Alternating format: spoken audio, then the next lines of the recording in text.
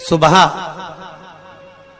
उठने के बाद घर की सफाई ना करती हो, दिन में पलंग पर सोती हो, रात्रि भर बर्तन झूठे जिसके घर में पड़े रहते हो, उस घर में तुम अपनी धर्म पत्नी को दरिद्रता को लेकर प्रवेश कर जाइए। जहां नारी दिन में सोती हो, जहां रात भर के बर्तन झूठे रखे रहते हो, उसके घर में तुम प्रवेश कर जाओ। महाराज, और स्थान तो कहा जहां इमली का पेड़ हो, पीपल का वृक्ष हो, बड़ का पेड़ हो, कांटेदार पौधे जिसके घर में लगे हो, उस घर में तुम प्रवेश कर जाओ, वहां पहुंच जाइए।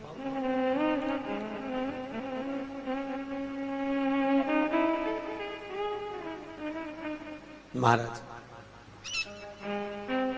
अब दुसाहा मुनि और दुर्वासा जी की तो बात चल रही है, इतने में भगवान नारायण और लक्ष्मी का विवाह हो गया था। तो नारायण लक्ष्मी जी नारायण से बोली, अपने विवाह को आज 15 दिन हो गए, मेरी बहन के विवाह को 20 दिन हो गए, अपन मिलने नहीं गए, एक बार चलो ना मिलने। भगवान बोले चल चलते, और भगवान नारायण सीधे उस ज्येष्ठा से मिलने के लिए, दरिद्रता से मिलने के लिए चल।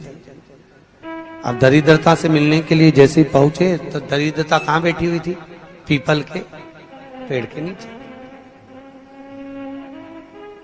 पीपल के पेड़ के नीचे दरिद्रता बैठी है और वहीं पर पहुंच गए। अब आप किसी से मिलने जाओगे तो क्या लेकर जाओगे?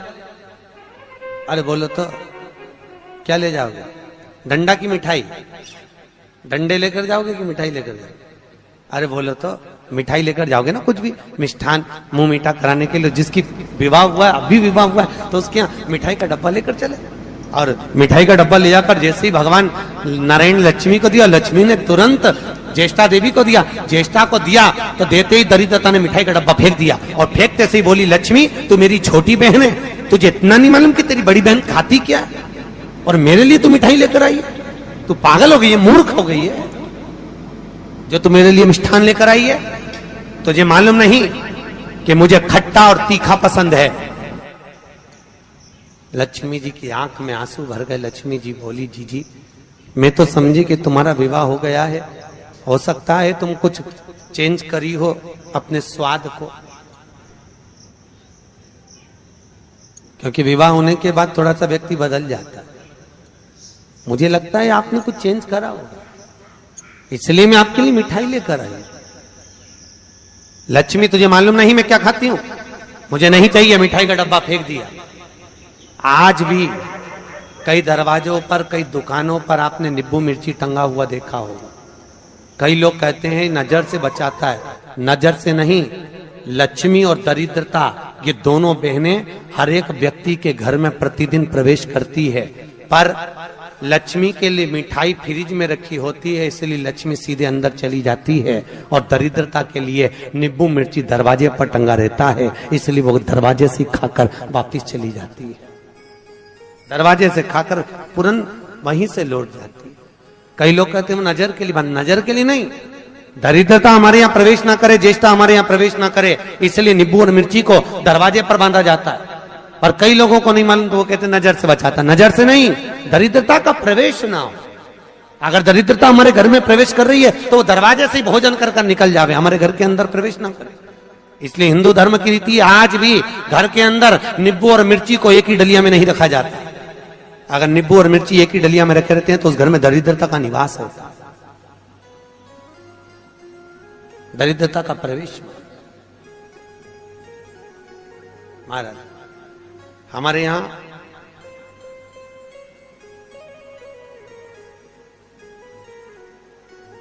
तीन चीजें बेटी की विदाई में नहीं दी जाती, आप लोगों को मालूम है। एक झाड़ू, अरे बोलो तो सही है कि गलत है? एक झाड़ू बेटी की विदाई में नहीं देते। एक चलनी छानने की बेटी की विदाई में नहीं देते, और एक अचार की बरनी बेटी की विदाई में नहीं देते। ये तीन चीजें नहीं देते।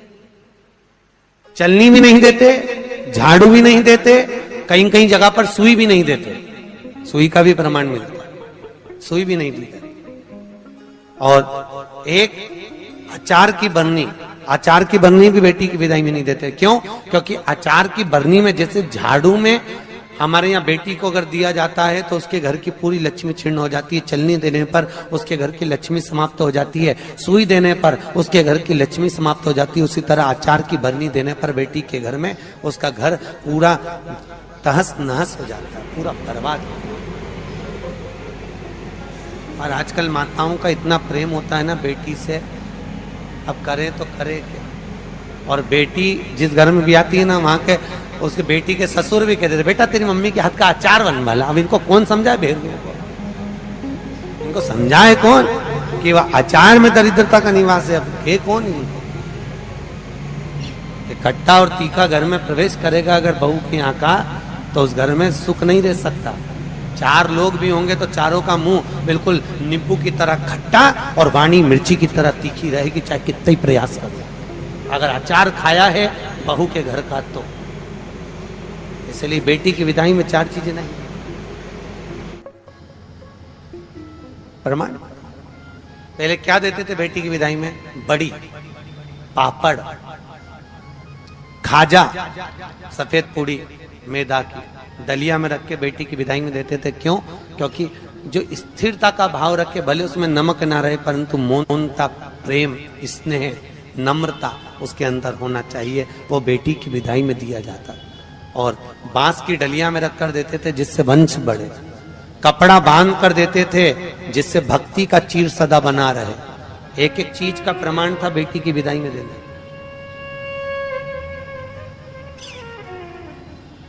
अब आज के जमाने में लोग तो जाने नहीं, बस जो आ जाए आन दो आन दो आन दो आन दो, और आ तो गया फिर पचान दो, फिर अब पचाओ। बहुत कठिन है। खाना सरल है पर पचाना कठिन है, बहुत कठिन। सरलता नहीं। बोलो राधे। बहुत कठिन था। तो ये दरिद्रता देवी को ज्येष्ठा को। और लक्ष्मी जी ने मिठाई दी, उसने फेंक दिया। मुझे खट्टा और तीखा पसंद है, मुझे नहीं चाहिए, मैं ये नहीं खा सकता। आप ले जाओ इसको, मुझे खट्टा और तीखा ला कर दीजिए।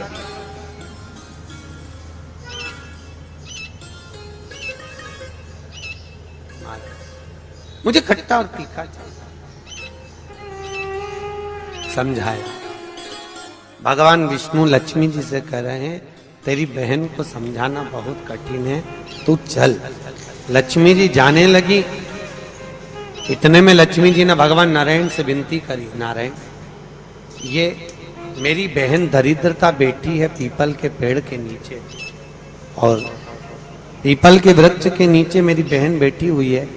इस पीपल के वृक्ष के नीचे तो ना जाने कितने कितने लोग पूजन करने के लिए आएंगे, ना जाने कितने कितने लोग पूजन करने के लिए पहुंचेंगे, और ये दरिद्रता यहाँ बैठी रहेगी तो दुनिया के लोगों के साथ में तो ये दरिद्रता पीछे पीछे उनके घर चली जाएगी।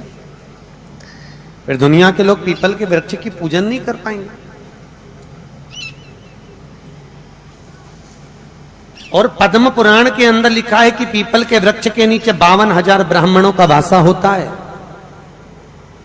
फिर पीपल के वृक्ष का प्रमाण क्या? भगवान नारायण बोले, सुनो लक्ष्मी, ये पीपल के वृक्ष के नीचे तुम्हारी बहन दरिद्रता निवास कर रही है, पर जिसकी हाथ में या तो माला हो, जल का पात्र होगा, या कुंकू का चोपड़ा होगा, या दिया बाती होगा, जो अपने हाथ में कुछ ना कुछ लेकर आएगी पीपल के वृक्ष की पूजन के लिए और वापिस वो पात्र लेकर जाएगी, उसके पीछे कभी दरिद्रता उसके घर में प्रवेश नहीं करेगी। और जो खाली हाथ पीपल के वृक्ष के नीचे प्रवेश करता है, उसके साथ में दरिद्रता उसके साथ पीछे पीछे प्रवेश कर जाती है। और सुनो लक्ष्मी, आज शनिवार का दिन है, जिस दिन मैं इस दरिद्रता से मिलने के लिए लक्ष्मी तेरे साथ में इस पीपल के वृक्ष के नीचे आया हूं, ज्येष्ठा से मिलने के लिए, तेरी बहन दरिद्रता से मिलने के लिए। शनिवार के दिन अगर कोई भूल से भी इस पीपल के वृक्ष के नीचे आकर नमन करेगा, प्रणाम करेगा, पूजन करेगा, पाठ करेगा, उसको सर्व सुख की अनुभूति प्राप्त हो जाएगी। इसलिए शनिवार का प्रमाण कहा गया। शनिवार की प्रधानता। और महाराज, एक रविवार का दिन ऐसा होता है जिस दिन दरिद्रता ने मांगा है अपने सुख के लिए। दरिद्रता देवी कह रही है, महाराज अगर 7 दिन आपके हैं तो एक दिन मुझे दिया जाए मेरे सुख के लिए। दरिद्रता देवी, तो रविवार के दिन इस पीपल के वृक्ष के नीचे ज्येष्ठा तेरी प्रखरता के साथ में तू दुसाह मुनि के साथ इसमें निवास करेगी। केवल हिंदू धर्म में एक ही दिन है जिस दिन पीपल के वृक्ष को उखाड़ा जा सकता है, और वो रविवार का दिन होता है। कौन से दिन? रविवार। शनिवार, मंगल, सोमवार, बुधवार कभी भी आप पीपल के पेड़ को अगर दीवार पे से उखाड़ोगे तो वो पीपल वापस लग जाएगा। पर रविवार के दिन अगर चावल पटक कर पीपल के पेड़ के उखाड़ दोगे तो वहां पर दूसरा पीपल कभी नहीं लग सकता, दूसरी बार लगेगा ही नहीं, चाहे वो दीवार पर क्यों। कई लोग दीवार पे से पीपल जब हेड़ते हैं तो वहां पर केवल चावल पटक दो और रविवार के दिन उसको निकाल दो। एक दिन रविवार का दिन ऐसा होता है जिस दिन दरिद्रता अपने पूर्ण प्रभाव में रहती है, संडे के दिन, रविवार के दिन, रविवार का। इसलिए हमारे यहाँ रविवार की महत्वता का भी प्रमाण हमारे यहाँ शास्त्र कहता है। शनिवार को पीपल के पत्ते लाए जाते हैं, और जो व्यक्ति ज्यादा बीमार रहता है उसको रविवार के दिन पीपल के पत्ते की पत्तल बनाकर उसको भोजन करा